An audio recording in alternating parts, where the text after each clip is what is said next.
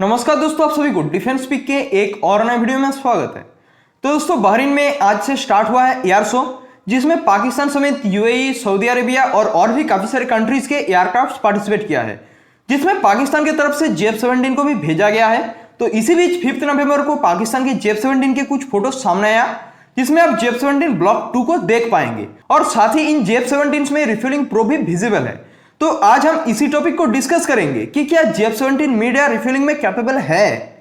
तो friends, Bahrain air show में देखे गए JF-17 की बात करें तो ये तीनों JF-17 पाकिस्तान के नंबर 2 स्क्वाड्रन से बिलोंग करता है, जिन्हें पाकिस्तान की तरफ से एरोबेटिक परफॉर्मेंस शो करने के लिए भेजा गया है। और उम्मीद ये भी है कि पहली बार किसी एयर शो में officially JF-17 mid air refuelling को परफॉर्म करेगा। तो अब आते हैं इस कंट्रोवर्सी के ऊपर।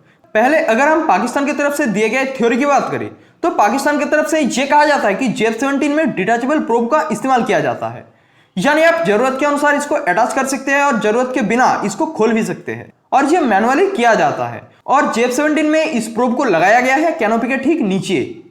तो अगर हम इस पूरे मिड एयर रिफ्यूलिंग प्रोसेस की बात करें तो यहाँ मेनली 2 टाइप से रिफ्यूलिंग किया जाता है, जिसमें पहला था फ्लाइंग बूम टेक्निक, जिसमें रिफ्यूलर में एक वी शेप टेल रहता है। दरअसल इस टेक्निक से रिफ्यूलिंग करना थोड़ा सा इजी रहता है, और इसी तरीके की रिफ्यूलिंग सिस्टम आप F-16 और F-22 में देख पाएंगे।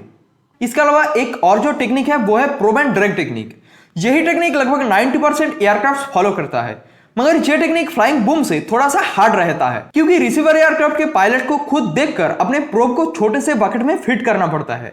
यह टेक्निक तो फाइटर जेट्स और हेलीकॉप्टर्स के लिए फिर भी थोड़ा सा आसान रहता है, मगर यह प्रॉब्लम क्रिएट करता है बॉम्बार्स और टैंकर्स में। और इसी प्रोब एंड ड्रैग टेक्निक में भी 2 टाइप्स है, जिसमें एक तो है रिट्रैक्टेबल और रिफ्यूलिंग प्रोब जो Su-30 और MiG-29 यूज करता है, और दूसरा है फिक्स्ड प्रोब सिस्टम जो तेजस, मिराज 2000 और राफेल में आप देख पाएंगे।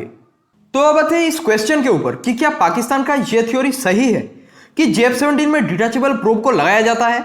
इसके लिए हम पहले आते हैं इसके टेक्नोलॉजी के ऊपर। देखिए, अगर हम इस तरीके की डिटैचेबल टेक्नोलॉजी की बात करें तो दुनिया में ऐसा कोई भी फाइटर जेट मौजूद ही नहीं है जिसमें डिटैचेबल रिफ्यूलिंग प्रोब को लगाया जाता है। और अगर हम बात करें चाइना की, जो कि रियल मैन्युफैक्चरर है JF-17 का, तो चाइना के भी कोई फाइटर जेट्स में इस तरीके की कोई टेक्नोलॉजी यूज नहीं होता है। आप J-20 को देखें तो उसमें यूज होता है बूम टेक्नोलॉजी, J-10 में फिक्स्ड प्रोब है, J-11 में भी रिट्रैक्टेबल प्रोब है, और J-31 में भी रिट्रैक्टेबल प्रोब है। तो ये मानना थोड़ा सा इंपॉसिबल लगता है कि जिस टेक्नोलॉजी की बात यहाँ किया जा रहा है वो रियलिटी में एग्जिस्ट ही नहीं करता। अब आते हैं इन फोटोज में देखे गए प्रोब्स के पोजीशन के ऊपर। आपके सामने ये एक और JF-17 का फोटो है, जिसमें आप पाकिस्तान के फॉर्मर पीएम नवाज शरीफ और साथ ही कुछ चाइनीज ऑफिशियल्स को देख पाएंगे। इस फोटो में आप अगर प्रोब के लोकेशन को देखें तो ये पूरा डिफरेंट है प्रेजेंट के फोटो के लोकेशन से। तो ये तो पॉसिबल नहीं है ना कि हर बार आप इसके प्रोब के लोकेशन को चेंज करें। अब आते हैं इसके पॉसिबिलिटी के ऊपर कि कितना चांस है JF-17 में प्रोब के एग्जिस्टेंस का। तो देखिए, अगर आप पूरे सोशल मीडिया पे ढूंढे तो आपको 4 या 5 ही ऐसे कुछ JF-17 दिखाई देंगे जिसमें रिफ्यूलिंग प्रोब मौजूद है। अब अगर इनके नंबर्स को देखें तो यह है 17-234, 18-253, 18-254, 16-235, 17-240 और 17-236। आप इन्हीं कुछ गिने चुने JF-17 में ही प्रोब को देख पाएंगे, और इन्हीं में से 3 एयरक्राफ्ट भी प्रेजेंट टाइम में बहरीन में मौजूद है। इसमें एक चीज की पॉसिबिलिटी हो सकता है कि इन्हीं कुछ लिमिटेड JF-17 में रिफ्यूलिंग की कैपेबिलिटी मौजूद है, और यह डिटैचेबल नहीं बल्कि फिक्स्ड प्रोब है। देखिए, अगर यह बात सही है कि JF-17 मिड एयर रिफ्यूलिंग में कैपेबल है तो यह बेशक ही JF-17 के लिए एक पॉजिटिव पॉइंट है। और अगर इसमें डिटैचेबल प्रोब को लगाया जाता है तो इसमें फ्यूचर में पाकिस्तान एयरफोर्स को प्रॉब्लम आ सकता है, क्योंकि देखिए, ये कोई कार या बाइक नहीं कि आप अपने हिसाब से जब चाहे इसमें कुछ चीज लगाए या खोल दे। एक फाइटर जेट को हमेशा अपने मिशन के लिए रेडी रहना पड़ता है, और अगर इसी बीच मैनुअली डिटैच अटैच का प्रोसेस आ जाए तो ये काफी टाइम टेकिंग प्रोसेस बन जाएगा। फिर भी कुछ एक्सपर्ट्स को हम ये कहते हुए देखते हैं कि JF-17 एक लाइट कैटेगरी का फाइटर जेट है, और अगर इसमें रिफ्यूलिंग प्रोब को लगाया जाए तो इसका परफॉर्मेंस डिक्रीज हो जाता है।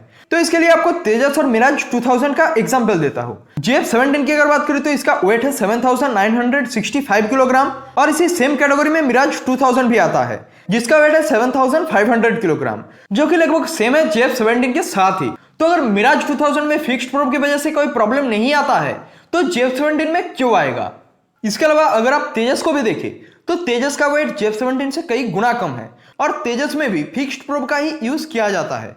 तो ये सब तो कोई स्ट्रॉन्ग पॉइंट नहीं है JF-17 को मिड एयर रिफ्यूलिंग कैपेबल बनाने के लिए। इसके ऊपर आपका क्या ओपिनियन है कमेंट में जरूर बताइए। इसी अपडेट के साथ हम इस वीडियो को यहीं पे खत्म करते हैं। अगर वीडियो पसंद आए तो लाइक और चैनल को सब्सक्राइब करें। साथ ही कमेंट बॉक्स में जय हिंद जरूर लिखें। स्वस्थ रहिए। जय हिंद।